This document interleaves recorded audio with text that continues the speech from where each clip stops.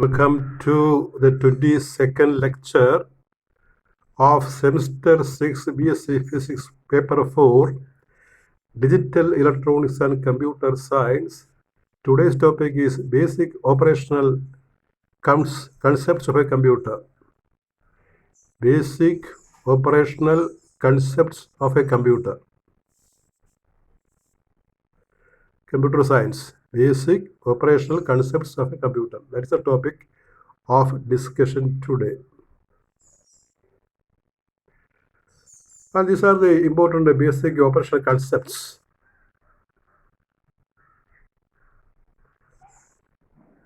Basic operational concepts we discuss in three headings.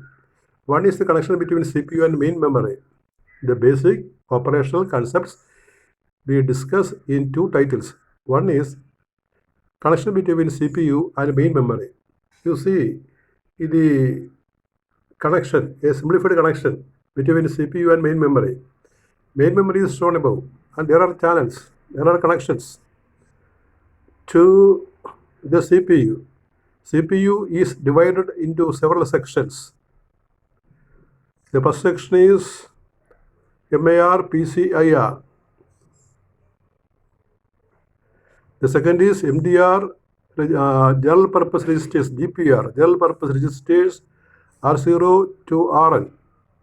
And there is control unit and arithmetic logic unit. These things are included in the CPU. And CPU is connected to main memory as shown. And this is the block diagram of the connection between main memory and CPU. ഒരു കമ്പ്യൂട്ടറിലെ main memory C P U ആയിട്ട് എങ്ങനെ ബന്ധപ്പെട്ടിരിക്കുന്നു അതിൻ്റെ ഒരു block ഡയഗ്രമാണ് വരച്ചിരിക്കുന്നത്.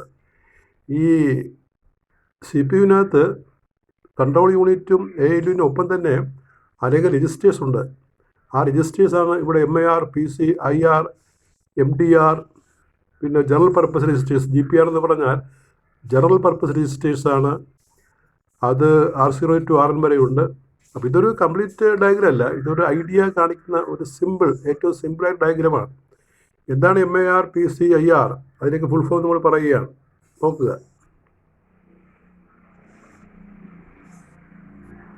Figure shows the connection between the main memory and the processor, that is CPU. Figure shows the connection between main memory and the processor. The interconnection pattern of the components is not shown explicitly. എല്ലാം വളരെ വ്യക്തമായിട്ട്, എല്ലാം വളരെ clear ആയിട്ട് നമ്മളിവിടെ കാണിച്ചിട്ടില്ല. വളരെ ചുരുക്കി മാത്രമാണ് ഇവിടെ കാണിച്ചിരിക്കുന്നത്. The processor contains arithmetic and logical circuitry as the main processing elements. The processor, the CPU, contains arithmetic and logical circuitry as the main processing elements. It also contains a number of registers used for temporary storage of data, the instruction register. അപ്പോൾ ഈ C P യുവിനകത്ത് ഈ ALUവും CU മാത്രമല്ല, വേറെയും ചില registers ഉണ്ട്. അവയൊക്കെയാണ് പടത്തിൽ കാണിച്ചിരിക്കുന്നത്. ഒന്നാമത്തെ രജിസ്റ്ററിനെ നമുക്ക് വേണമെങ്കിൽ IR എന്ന് പറയാം. IR നമ്മൾ എഴുതിയിരിക്കുന്ന പടത്തിൽ എഴുതിയിരിക്കുന്നത് ഇൻസ്ട്രക്ഷൻ രജിസ്റ്ററാണ്. എന്താണത്?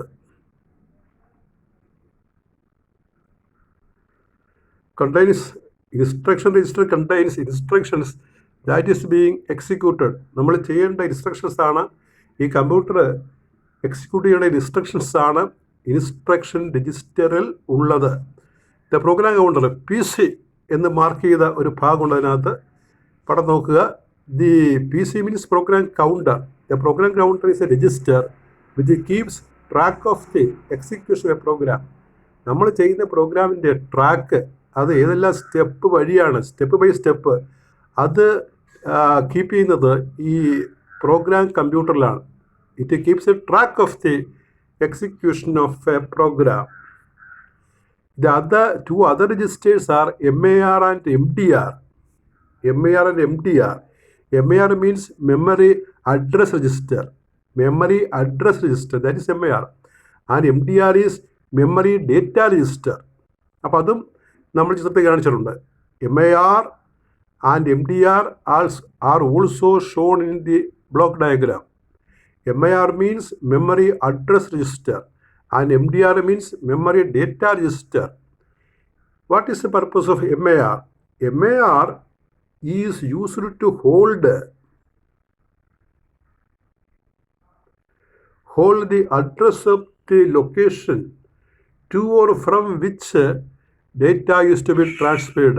അപ്പോൾ എങ്ങോട്ട് ഡേറ്റ ട്രാൻസ്ഫർ ചെയ്യണം അല്ലെങ്കിൽ എങ്ങോട്ട് ഡേറ്റ കൊടുക്കണം അത് സൂചിപ്പിക്കുന്ന അതിൻ്റെ അഡ്രസ് സൂചിപ്പിക്കുന്നതാണ് MIR. MDR contains data to be written into or read out of the addressed location. ലൊക്കേഷനിൽ ഡേറ്റ എഴുതാനും അതേപോലെ ഡേറ്റ അവിടെ നിന്ന് വായിക്കാനും വേണ്ടിയുള്ളതാണ് memory data register MDR. The processor unit shown, that is CPU, the processor unit shown in the figure can be implemented in a variety of ways. പലതരത്തിൽ നമുക്ക് CPU implement ചെയ്യാവുന്നതാണ്. In the case of a microprocessor, ഇപ്പോൾ 8085 പോലുള്ള microprocessor ഉണ്ടല്ലോ. In the case of microprocessor, all the elements are realized as a single VLSI. ഒരു very large scale integration. VLSI means very large scale integration. Very large scale integration ചിപ്പിലാണ് ഈ പറയുന്ന കാര്യങ്ങളെല്ലാം നമ്മൾ include ചെയ്യുന്നത്. In larger machines, several VLSI chips may be needed. വലിയ മെഷീനിൽ ഒക്കെയാണെങ്കിലും അനേകം VLSI very large scale integration chips വേണ്ടി വരും. അപ്പോൾ അത്രയാണ് നമ്മൾ ഈ connection between CPU and main memory പറയുന്നത്. ഈ രണ്ടാമത്തെ ഹെഡിങ് ആണ് best structures. Second heading best സ്ട്രക്ചേഴ്സാണ്. അത് നമ്മൾ രണ്ടാമത്തെ ടൈറ്റിലായിട്ടാണ് പറയുന്നത്. ബേസിക് ഫീച്ചേഴ്സാണ്, ബേസിക് ഇൻസ്ട്രക്ഷണൽ ഫീച്ചേഴ്സാണ് നമ്മൾ പറഞ്ഞുകൊണ്ടിരിക്കുന്നത്. ഒരെണ്ണം കഴിഞ്ഞു. ഇനി രണ്ടാമത്തത് best structures in a computer. ഈ കമ്പ്യൂട്ടർ നമ്മൾ പറയുമ്പോൾ എപ്പോഴും അതിനകത്ത് അനേകം ബെസസ് ഉണ്ടെന്ന് പറയും. Best structures. എന്താണ് ബെസ്റ്റ് സ്ട്രക്ചേഴ്സ്? അപ്പോൾ ബെസ്റ്റ് സ്ട്രക്ചറിൻ്റെയും ഒരു സിമ്പിൾ ഡയഗ്രമാണ് ഈ കാണിച്ചിരിക്കുന്നത്. അപ്പോൾ ചോദിക്കുന്നത് സെപ്പറേറ്റ് ഷോർട്ട് ആൻസറാണ്. What is mean by best structure of a computer or in a computer? So the best structure is indicated in a simple diagram here, block diagram. Input, output bus, input output bus, CPU, memory bus. ഇപ്പോൾ ഇവിടെ നമ്മൾ input output bus, ആ രണ്ട് line ഇൻപുട്ടും ഉണ്ട് ഔട്ട്പുട്ടും ഉണ്ട്, രണ്ടും കൂടി ഒരുമിച്ചാണ് ഇൻപുട്ട് ഔട്ട്പുട്ട് ബസ് എന്ന് പറയുന്നത്. CPU, memory. അപ്പോൾ ഈ ഇൻ്റർ കണക്ഷൻ ഉണ്ടല്ലോ, അപ്പോൾ ഇൻപുട്ടിൽ നിന്ന് CPU പോകണം, അല്ലെങ്കിൽ CPU നിന്ന് ഔട്ട്പുട്ടിലേക്ക് പോകണം, CPU നിന്ന് മെമ്മറിയിലേക്ക് ഡേറ്റ പോകണം, തിരിച്ചെടുക്കണം. അല്ലെങ്കിൽ കുറേ കണക്ഷൻ വയേഴ്സാണ് നമ്മൾ ഉപയോഗിക്കുന്നത്. കണക്ഷൻ ടെർമിനൽസ് ഉപയോഗിക്കും. Connection wires connections. ചിപ്പാകുമ്പോൾ കണക്ഷൻസ്, ഇൻ്റർ കണക്ഷൻസ്. ഈ ഇൻ്റർ കണക്ഷൻസിനെ പൊതുവെ പറയുന്ന പേരാണ് bus.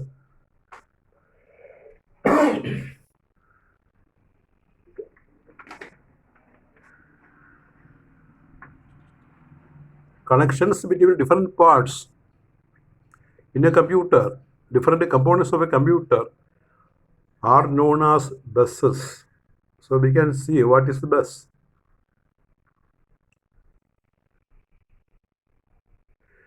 Various components in a computer to form an operating system, they must be connected together in some organized way. അപ്പോൾ കമ്പ്യൂട്ടറിലെ വേരിയസ് കമ്പോണൻസ് ആ കമ്പ്യൂട്ടർ പ്രവർത്തനക്ഷമമാകണമെങ്കിൽ വേരിയസ് കമ്പോണൻസ് പ്രത്യേകം കണക്ഷൻസ് കൊണ്ട് ബന്ധിപ്പിക്കണം. That is data transfers between units. Data transfers between units are done by number of wires. Number of wires കൊണ്ടാണ്, അല്ലെങ്കിൽ number of connections കൊണ്ടാണ് സാധിക്കുന്നത്. A collection of such wires in which have some common identity is called a bus. അപ്പോൾ ഇത്തരം കണക്ഷനെ അവയ്ക്ക് പ്രത്യേകം പേര് കാണും, ഐഡൻറ്റിറ്റി കാണും. ഇത്തരം കണക്ഷനെ വിളിക്കുന്ന പേരാണ് bus.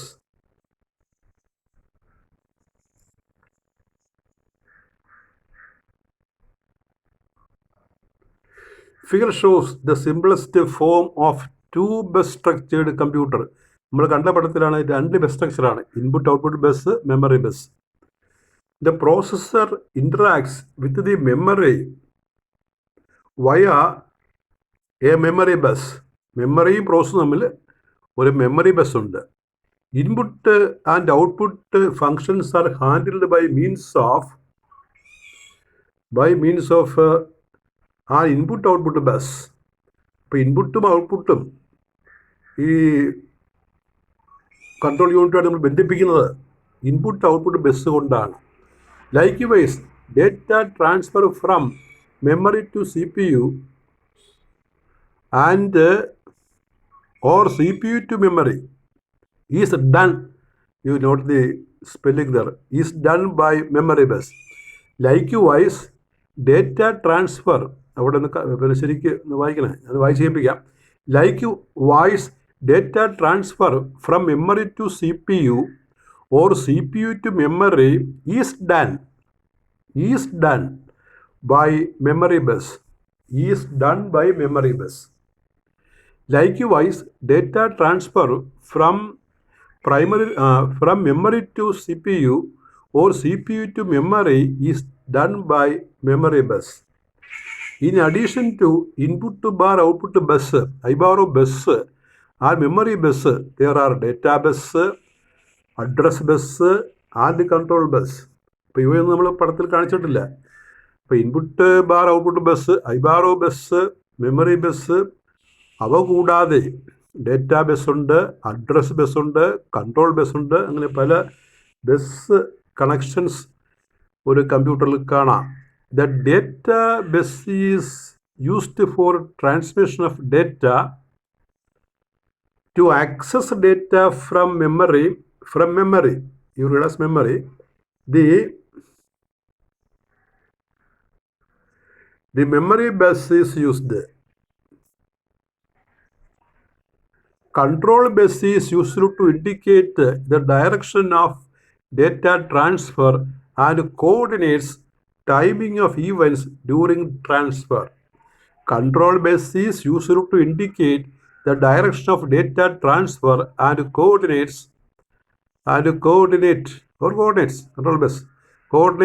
the timing of events during a transfer. Many machines have several distinct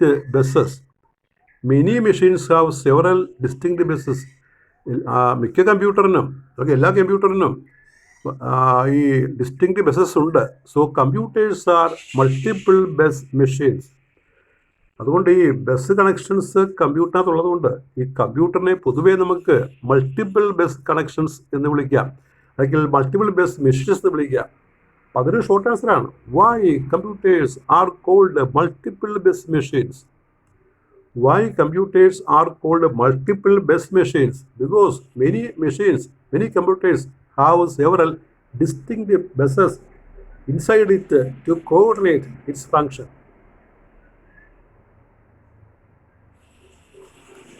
ഇനി നമ്മൾ മൂന്നാമത്തെ ടൈറ്റിലുള്ള ഭാഗം പറയുകയാണ്. ബേസിക് ഇൻസ്ട്രക്ഷൻസ് ആണ് പറയുന്നത്. ബേസിക് ഇൻസ്ട്രക്ഷണൽ ഫീച്ചേഴ്സ് ഒക്കെ കമ്പ്യൂട്ടറാണ് പറയുന്നത്. നമ്പർ 3 ഇനി ഇൻസ്ട്രക്ഷൻ നേച്ചറാണ്. Instructions to a computer. ഒരു കമ്പ്യൂട്ടർ നമ്മൾ ഇൻസ്ട്രക്ഷൻ കൊടുക്കുന്നത് എങ്ങനെയാണ്? അപ്പം അതൊരു ഒരു വൈഡ് ടോപ്പിക്കാണ്. നമ്മൾ ഒരു എക്സാമ്പിൾ വെച്ചിട്ട് നമ്മൾ ചെറിയ നോട്ട് കൊടുക്കുകയാണ്.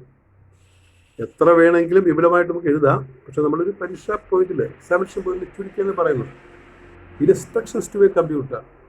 Typical instruction to a computer can be written in the form add LOCA R0. Add space LOC space A, R0. ഇതൊരു ഇൻസ്ട്രക്ഷനാണ്. ഒരു കമ്പ്യൂട്ടർ നമ്മൾ കൊടുക്കുന്ന ഇൻസ്ട്രക്ഷൻ്റെ ഒരു ഫോമാണ്, ഒരു സിമ്പിൾ ഇൻസ്ട്രക്ഷൻ്റെ ഫോമാണ്.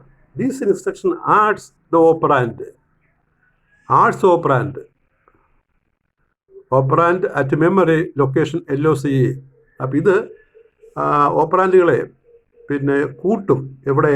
മെമ്മറി ലൊക്കേഷൻ Aയിൽ. To the operand in a register in the processor called R0 and places a sum into register R0. അപ്പോൾ R0യിൽ രണ്ട് ഓപ്പറാൻഡുകൾ കൂട്ടി R0 എന്ന് പറയുന്ന രജിസ്റ്ററിൽ തന്നെ ഇത് സൂക്ഷിക്കും. this instruction requires several steps to be performed. അനേക സ്റ്റെപ്പുകൾ വേണം ഇത് ചെയ്യാനായിട്ട്. First the instruction must be transferred from the main memory to the processor. ആദ്യം ചെയ്യേണ്ടത് അതാണ്. Then the operand from LOC A must be fetched. Must be fetched, must be obtained, must be taken. This operand is added to the contents of R0. Finally, the resultant sum is stored in the register R0. അതാണ് ആ ഒരു simple ഇൻസ്ട്രക്ഷൻ്റെ meaning. അപ്പോൾ ഇത്രയും ഭാഗത്തുള്ള related questions ആണ് ഞാനിവിടെ കൊടുത്തിരിക്കുന്നത്. ഈ ക്വസ്റ്റ്യൻ്റെ ആൻസർ ആയിട്ട് നോക്കി പഠിക്കണം. Question number 1, briefly explain the basic operational concepts of a computer. അപ്പോൾ അത് നമ്മൾ 2 മാർക്കിൻ്റെ ഒരു ചോദ്യമായിട്ട് ചോദിക്കാം. അപ്പോൾ ഈ 3 ടൈറ്റിലും നമ്മൾ എഴുതി അതിൻ്റെ എക്സ്പ്ലനേഷൻ കൊടുക്കണം. അത് ചുരുക്കി എഴുതണം, അല്ലെങ്കിൽ ലെങ്തിയായിട്ട് തോന്നും. Briefly explain the basic operational concepts of a computer. ഇനി ഒരു 2 മാർക്കിൽ 1 മാർക്കിൽ ചോദ്യങ്ങളാണ്. What is meant by bus structure in a computer? അത് ഞാൻ പറഞ്ഞല്ലോ, computers are multiple bus machines. Why അത് എഴുതുന്നുണ്ട്. What is meant by bus structure in a computer? പടം വരച്ച് ആ ബസ് സ്ട്രക്ചറിൻ്റെ ആ നോട്ട്സ് അങ്ങ് പറയണം. Number 3, with a block diagram explain the connection between CPU and main memory in a computer. നമ്മൾ ആദ്യം വരച്ച ഡയഗ്രാം ആണ് ഇവിടെ കൊടുക്കേണ്ടത്. ഡീറ്റെയിൽസും പറയണം. Give an example of a typical instruction to a computer. ഒരു കമ്പ്യൂട്ടറിലെ ടിപ്പിക്കൽ ഇൻസ്ട്രക്ഷൻ നമ്മൾ ആഡ് LOC A R0 എന്ന് പറഞ്ഞില്ല, അതാണ് നമ്മൾ ഉദ്ദേശിക്കുന്നത്. Give an example of a typical instruction to a computer. അപ്പോൾ ഇതുപോലുള്ള ക്വസ്റ്റ്യൻസ് ആണ് ഈ ഭാഗത്ത് നിന്ന് ചോദിക്കുന്നത്. And that is all with this 22nd lecture. In the next class, we discuss computer software. There is system software, application software, and that we discuss in the next class. Thank you very much.